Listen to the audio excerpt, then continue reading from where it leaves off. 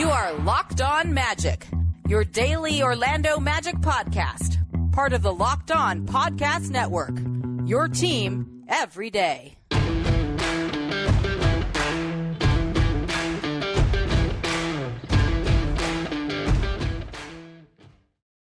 Hey everyone, you are Locked On Magic. My name is Philip Rossreich. I'm the expert and site editor over at OrlandoMagicDaily.com. We are here for our first ever YouTube live pregame show. The Orlando Magic taking on the New Orleans Pelicans tonight at 8 o'clock. We'll take you up until the game, maybe go into a little bit of the game, although the starting lineup the Magic are putting out takes down a little bit of what we're going to see early on. For those of you joining us on the live YouTube stream, this is a YouTube exclusive episode of Locked On Magic. So tell your friends to subscribe to our YouTube channel. What I'd like to do with this time is to talk a few things, some pregame notes about the Orlando Magic. But I also want to take questions from you. So you'll probably notice there's a chat section over on the right side of the page. That way, I don't know my camera left and camera right yet. There's a chat section, so feel free to drop questions in there as well. We'll answer some of your questions here before we get going with the game.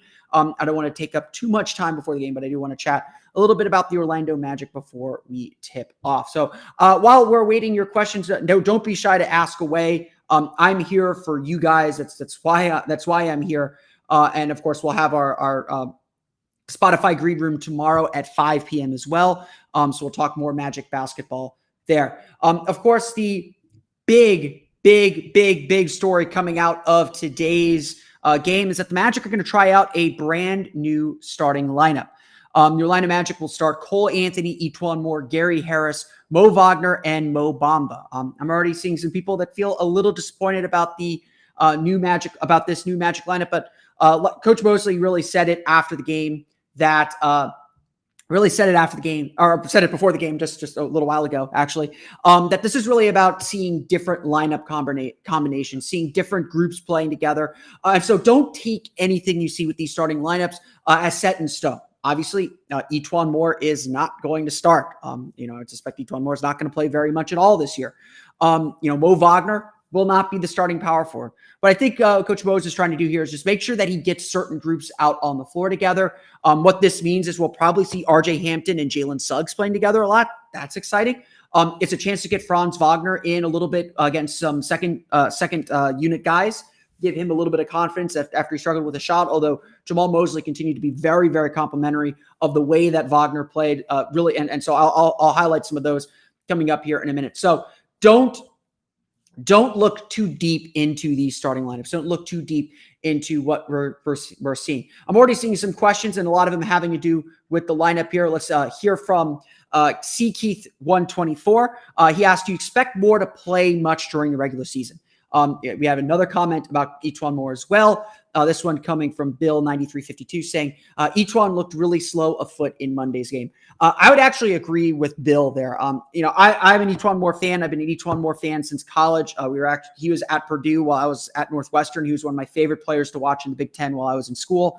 I was really happy with him when he was on the Orlando Magic. He's obviously some shortcomings, but he's really carved himself a really nice career. And when the Magic signed him, I was really, really hopeful that he'd be an emergency guard. I didn't expect him to be much more than that, but I was really hopeful that he had something left in the tank still, and he very, very well might. I don't think that we should totally dismiss E'Twaun Moore, totally kind of take him out of the equation or out of the picture.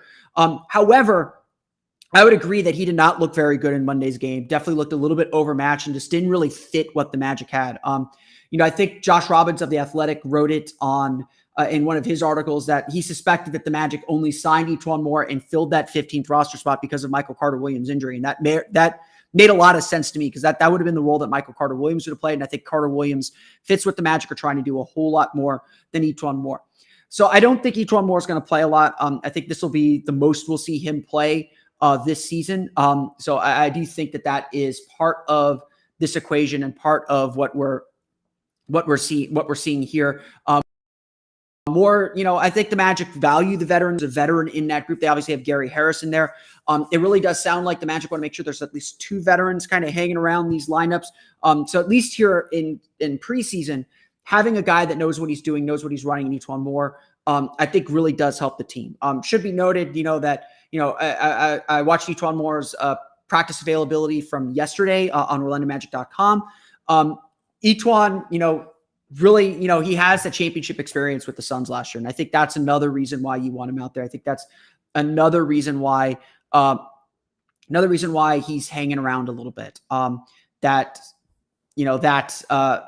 he's been there and he's seen a lot of different things, and he's going to be able to instruct these guys. And especially with some of these guys coming back from injury that the Magic have. Our friend Magic Player History, that definitely a great follow on Instagram if you don't already do so. If we use a trade exception later, Moore might be the one to go once MCW and Markelle are back. That certainly seems to be the case. Remember, with that trade exception, you do need an empty open roster spot. The Magic currently do not have an open roster spot. The only open roster spot they have is the second two-way spot. So if the Magic do want to make a trade, do want to use the trade exception, they will have to cut a player. Etuan Moore's salary isn't going to be huge, so I don't think cutting him is going to be a huge deal. Continuing on this question of player rotations, Magic Player History asks, do you think we will see Rolo tonight? Robin Lopez, notably the only player, I believe, that did not play in Monday's game. Don't know if that's injury related. Don't know if that's just a decision that they made. They obviously had Wagner playing with Carter. They obviously had Wagner, Carter, and Bamba. They had both Wagners, I guess. I wasn't completely wrong there. So their center rotation is a little bit jumbled. I would suspect that with the lineup the Magic are putting out today, maybe we'll see some Franz Wagner at the 3.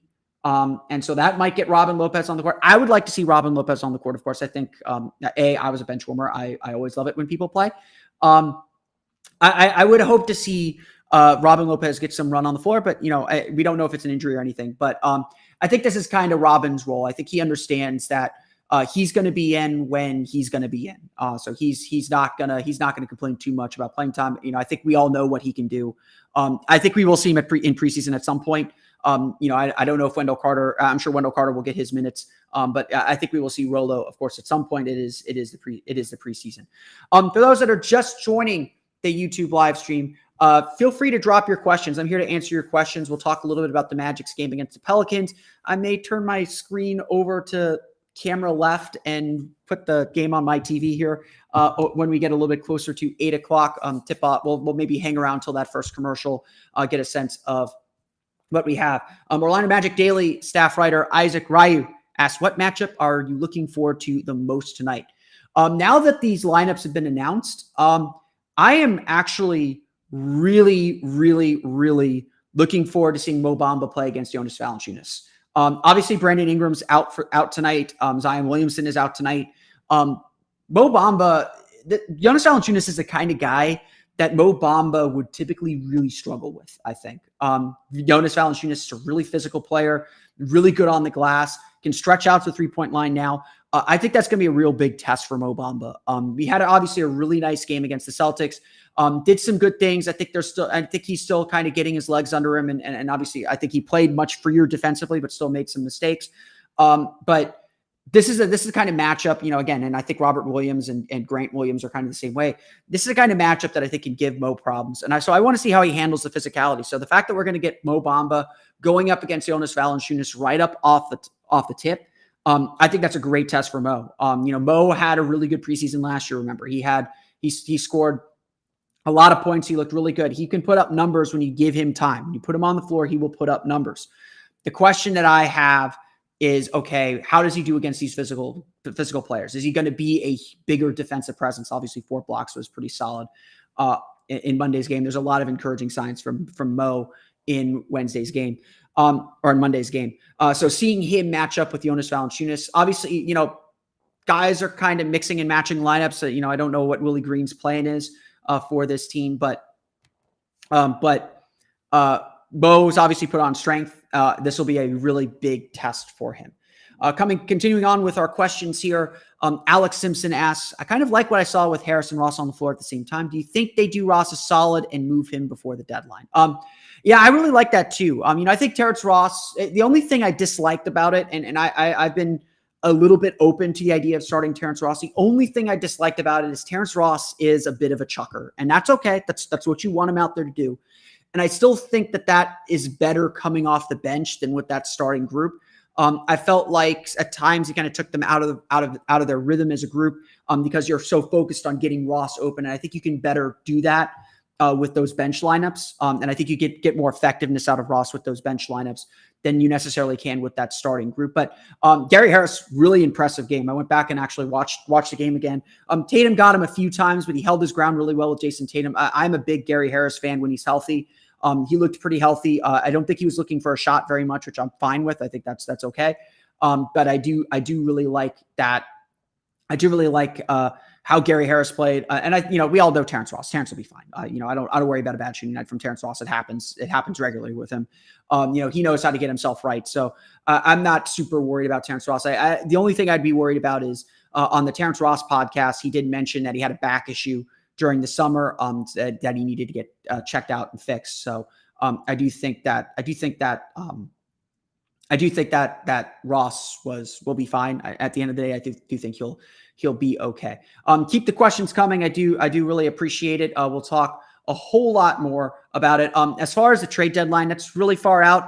I do think that if the Magic are going to move him, it'll happen now in this offseason or this season. Obviously, they got the Gary Harris decision too, so that might play a role in it as well because Gary Harris is expiring contract. They might be more inclined to move off of that. Since Ross has another year on his deal, they could attack it in the offseason. It's not clear, but I think a lot of contending teams will be hunting for Terrence Ross come the deadline. I think he will be very much in demand. Anthony Weishampel asking the question here. What would you consider a good night for the rookies? Again, I don't want to put numbers on it. Yes, I'd like to see Jalen Suggs and Franz Wagner both score a little bit more effectively and efficiently. I thought they both looked very nervous on Monday. Not very nervous, but you could tell there were some nerves. You could tell they were kind of feeling their way out and kind of soaking in the atmosphere a little bit as well. And so I do think that numbers matter a little bit. I'd like to see them both continue to look confident and look more comfortable on the floor. That's not going to put a specific number to it. I know some people on the Orlando Magic subreddit, this Discord chat, were talking about Jalen Suggs scoring 20. And I don't think that'll happen. Again, it's a preseason. He's only going 20 minutes. If he gets up to 10, 12, 15 points, that's plenty. I'd like to see Franz Wagner make some shots, obviously. That's been a concern throughout. Everyone in practice continues to rave about him and rave about the things that he does to make other players better. And he certainly did a lot of that. I felt in Monday's game, I do agree with Coach Mosley that a lot of what Wagner did is not going to show up on the stat sheet, is not going to show up where you expect, where you can count it and kind of look at it that way. So I do think that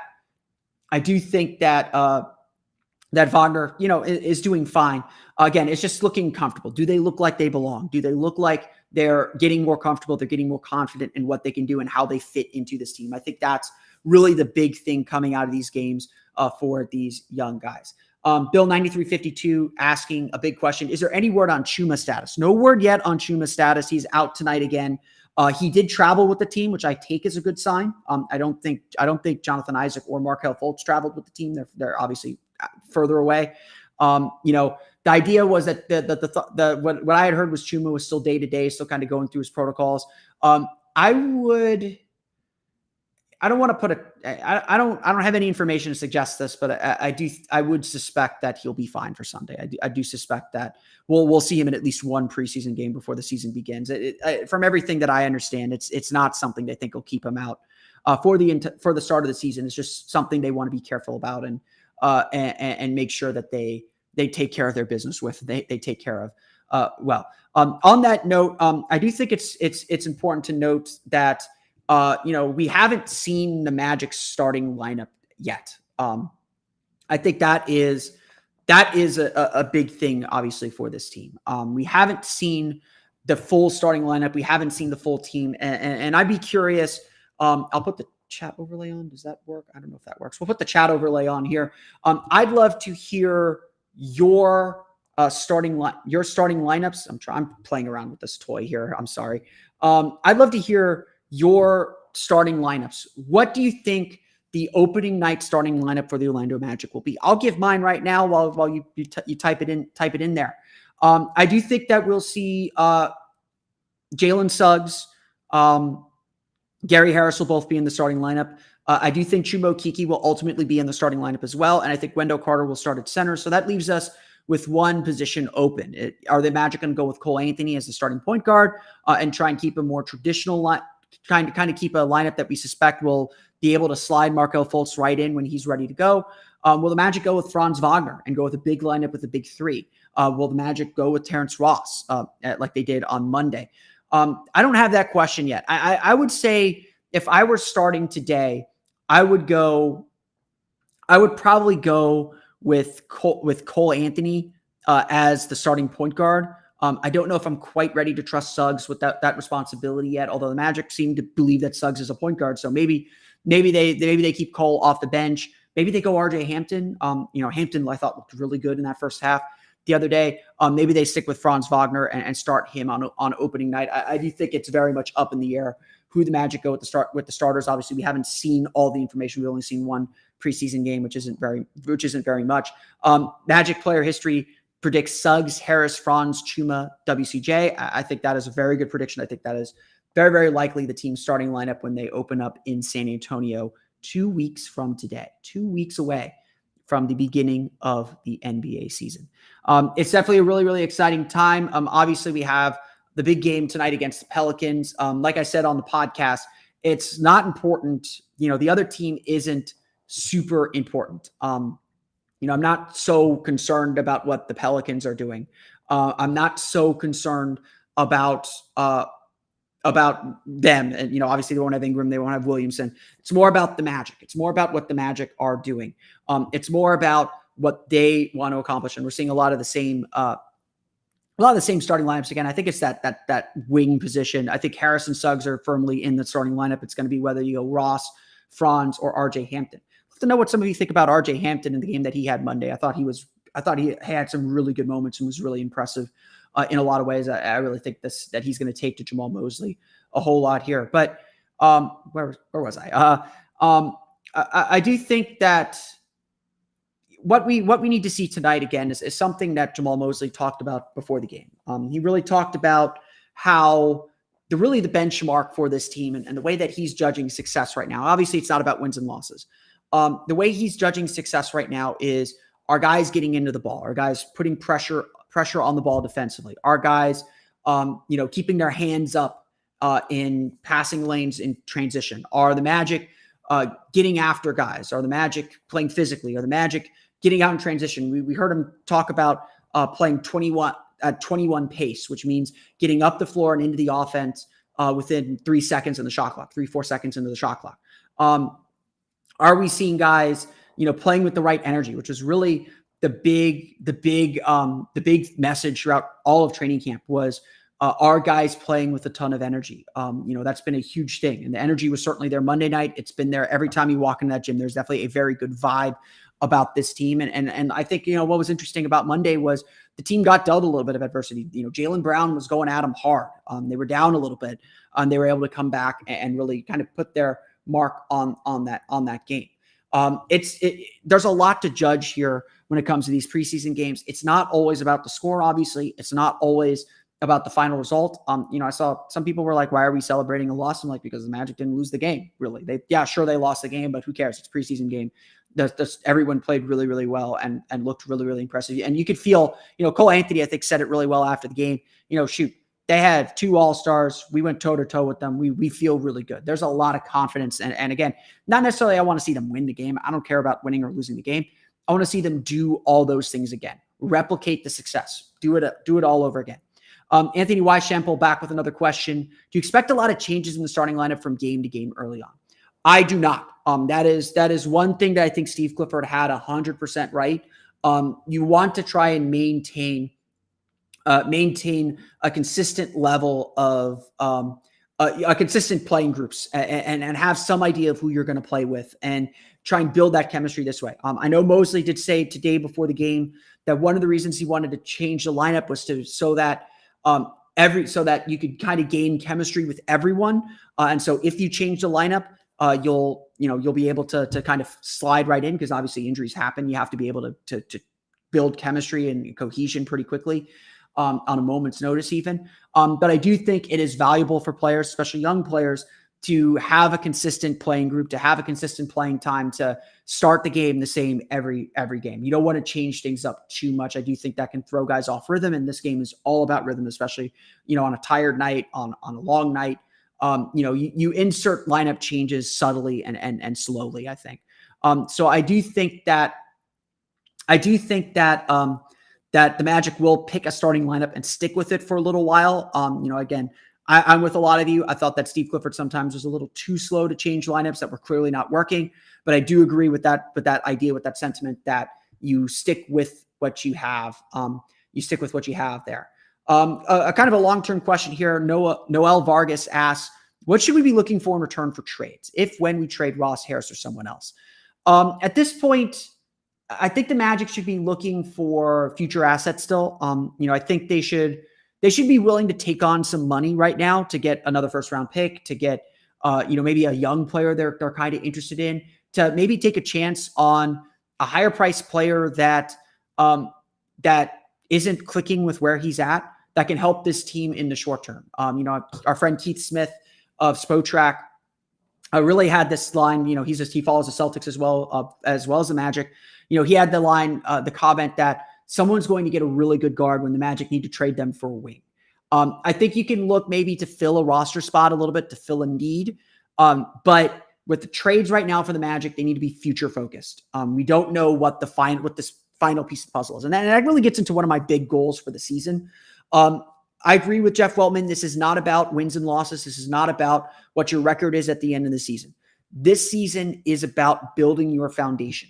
And so I think Weltman even said this during Media Day. What the Magic have to do is they have to come out of this season with an understanding of the kind of team they want to be and the kind of players they want to acquire. So if I'm trading Terrence Ross and Gary Harris you might just have to trade for whatever you can get, whether it's a trade exception, whether it's a draft pick, whatever. What I'm looking for in these kinds of trades are players that fit this ultimate vision, even if it's just one player, even if it's just a side player, even if you have to take on a big salary that you can get rid of, pretty quickly, to keep that financial flexibility. That's all you need right now. The Magic agreed to take on Otto Porter because they needed match salaries to get Wendell Carter and 2 first-round draft picks. That's, the Magic obviously aren't going to swing that kind of a deal. That if you have to take on an Otto Porter expiring plus, obviously not Otto Porter actually, but that kind of expiring deal plus a young player to get that young player, that's the kind of deal I'm looking for. It has to be future focused. It has to add a player that the Magic feel can be part of this team's future or fill a need to accentuate the parts that the Magic are trying to accentuate. I think that's really, really key. And again, this is something we'll address throughout the course of the year. I think right now the focus should be on the team itself. Trades aren't really going to happen until December unless they're cap clearing trades. The Magic aren't going to be involved in those with the lineups that they have. We are about 10 minutes now till the beginning of the broadcast, so I may go quiet at around 8 to turn my TV back on and turn the game on. I may flip sides of the table, so be warned on that. We'll go, I think, until the first commercial of the Magic game, assuming I can set it up on my TV properly. So hopefully you'll enjoy that second screen experience before we shut down here. Let's get another question, though, from Alex Simpson. He writes, is it possible with the more attacking style on defense and a bit of a quicker pace in general that Mosley goes 10-11 deep with rotation? Seems like there are a lot of interchangeable parts. I think that's very, very possible. I think the idea the Magic have is to be like the heart and hustle team, just have their players get after it, go hard for as long as they can, and say, hey, we've got the subs. We can bring guys in if you're tired, and maybe map things out. I do think that the Magic are playing with a lot more ball pressure.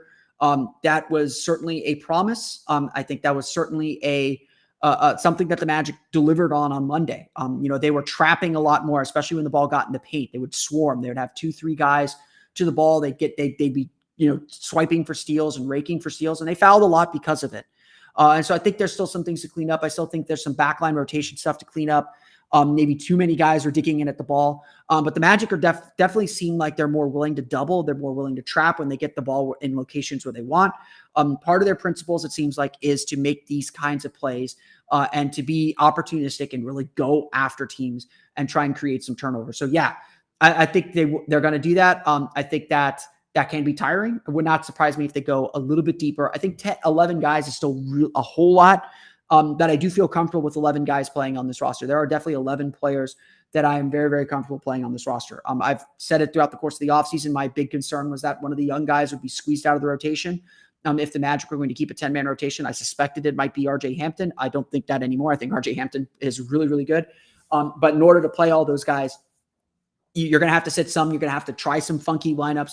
I do think that's what's really important is we are seeing this openness to try new lineups, to try different things. We did see Jalen Suggs, Cole Anthony, and R.J. Hampton on the floor at the same time for a little bit yesterday. I do think we will see Mo Bamba and Wendell Carter on the floor at the same time at some point. The fact they have Robin Lopez to play center. They have Franz Wagner, Chuma, Kiki, Jonathan Isaac, who can all play the four.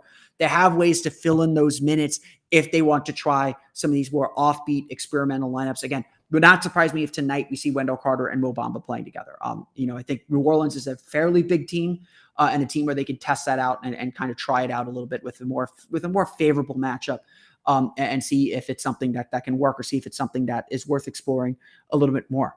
That's definitely a lineup I want to see. I do want to see Wendell Carter and Mo Bamba playing together.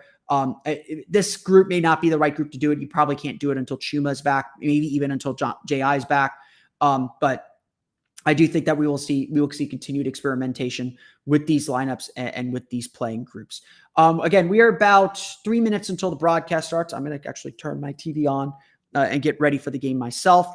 The Magic taking on the New Orleans Pelicans tonight at 8:00. The game is only on NBA League Pass if you get it.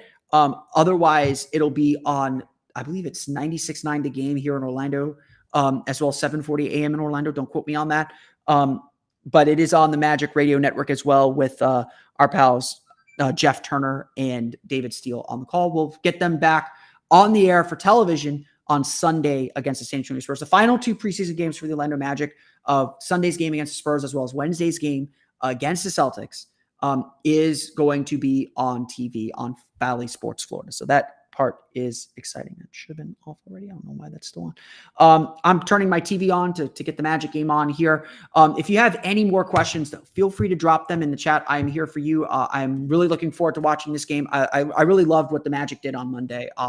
A lot, again, first preseason game, there's some sloppiness. There's definitely a lot of things to tighten up, but I really felt like it was a great base to start. If that was how the Magic can play in their first game, if that's how this is going to look, that's how this is going to look, you could see where this is headed. You could see where things are growing. The biggest surprise of the night to me was the Magic shot 17 of 42 from beyond the arc. They were certainly not afraid to shoot threes. That is a good thing. I think it's really important that they be willing to shoot threes. Let's see here. That they be willing to shoot threes. Absolutely 100%. They have to be able to hit. This is not a team that's considered a good shooting team, but if they're shooting 42% from three, they're going to win games. And I think that's a good thing. So we'll see. That's not what I'm looking for. We'll see if that's something that continues. That's actually one of the big things that I'm really interested in seeing tonight, whether the Magic are able to kind of copy and replicate that 3-point shooting that we saw the other night. Again, if you have questions, if you want to drop some questions in, feel free to do so. I am trying to set up my game here. Trying to set the game up myself here. I don't think it's ready yet. I'm trying to set the game up. I have it on my Xbox here. So again, if you have any more questions, we'll chat a little bit longer while this game is getting set to start. Obviously, it's a NBA game, so tip-off kind of goes at like 8:10-ish. So we'll have a little bit of time before we get going. But again, let me know if you have any questions about the Magic. Let's hear from WZ Zaval too. I don't know if that's did you notice how badly Gary Harris looked on his misses in the last game against the Celtics? I know he shot 4 for 9, but his misses were left, right instead of short, long. I actually did not notice that. That'll be something I keep an eye on here. Obviously, he's the only player that's starting both of these preseason games. I did not notice that. So you're certainly thank you for pointing that out. That'll be something I take a look at. I am interested. Gary Harris to me is a very interesting player because he is such a talented player. But we haven't really seen him, and he's just dealt with so many injuries that have kept him from doing much of anything. So I think that he is just a really interesting player, and I have high hopes for him. I really hope that he has figured things out. There we go. We are live. I hope that he has figured something. I hope he's gotten healthy and figured some things out. So I am very curious to see if he is, but if he is there. Sorry, I'm trying to turn my TV on here. I will slide that. Oh, look at that. Yeah, so you can see a little bit. For those that don't have NBA League Pass, I'll definitely take a look at his shots from that game. I can pull that up on NBA.com/scores. That is always a great tool, by the way. If you don't know, the NBA archives every single play. You can pull up replays of every single play of every NBA game. So I definitely always have that. What is going on here? Why is this happening?